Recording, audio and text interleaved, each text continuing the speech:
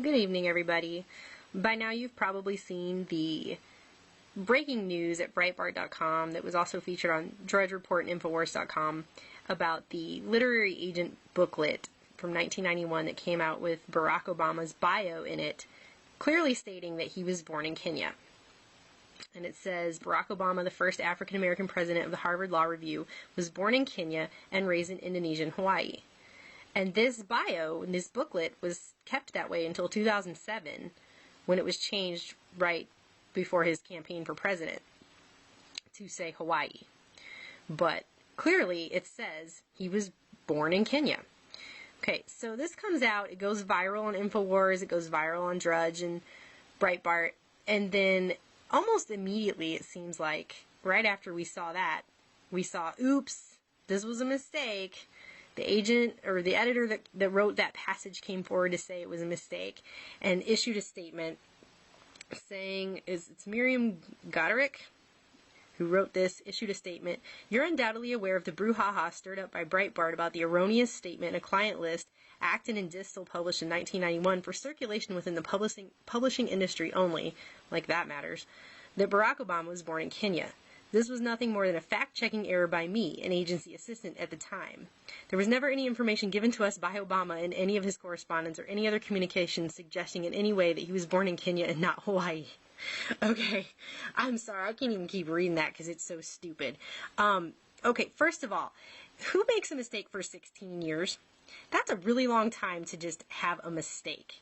And it's obviously very convenient to just come out and say this is a fact-checking error. Okay, first of all, if you're an editor, I'm sorry, but if you're an editor of something, like 50% of your job is to check facts. And this passage, I've looked at it, okay? It has 96 words in it. You know how I know that? Because it's short enough that I was able to count them all. It's 4 sentences long. If you can't get the facts right in 4 sentences, then I'm surprised you can even walk upright and inhale and exhale all day long without killing yourself. I'm surprised natural selection hasn't taken you out if you can't check facts in 4 sentences. I'm sorry, that may be a mean thing to say, and I'm sorry to go off, but really, 4 sentences and you couldn't get the facts right? And by the way, to say something is a fact-checking error means that you had facts to begin with. And it sounds to me from what you said here in your little statement that he never told you any of that.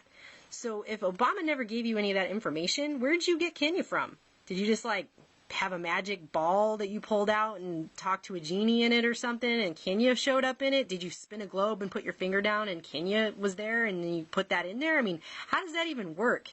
What kind of writer with any kind of integrity just picks a fact up like that with no basis, nothing to base it on whatsoever? I'm sorry, but you had less than 100 words to get that right, and you just randomly came up with Kenya. That's amazing. That's pretty special. So, wow to how utterly stupid they obviously think we are. I mean, look at this list here, okay? This is all the things that we do not know or have never seen on our president. Documents not yet made public that we don't have access to. Kindergarten records, high school records, Occidental College records, Columbia University records, Columbia thesis, Harvard Law School records, Harvard Law Review articles, University of Chicago scholarly articles, passport medical records, files from his years as an Illinois state senator. That's a good one. I'm surprised that's all completely gone. That's pretty magical. Illinois State Bar Association records, marriage records, baptism records, adoption records, and of course, long-form birth certificate. So we don't have any of that stuff on our president. In a day and age when we have smartphones, internet, email, we've got computers, everyone's talking to everyone all the time, we're all connected, we're tweeting, we're whatever, Facebooking, everybody knows everything, people are talking about what they eat for breakfast every single morning, and all of that stuff we do not know about this guy. Seriously. And now we get something like this that comes out, and it's a magical fact-checking error that some lady just came up with Kenya, was not told to put that in there by anyone, and just magically threw that in there based on absolutely nothing, and then just, that's it? I mean, how stupid do they obviously think everybody is for that to be the excuse they come up with? Wow to that is all I have to say.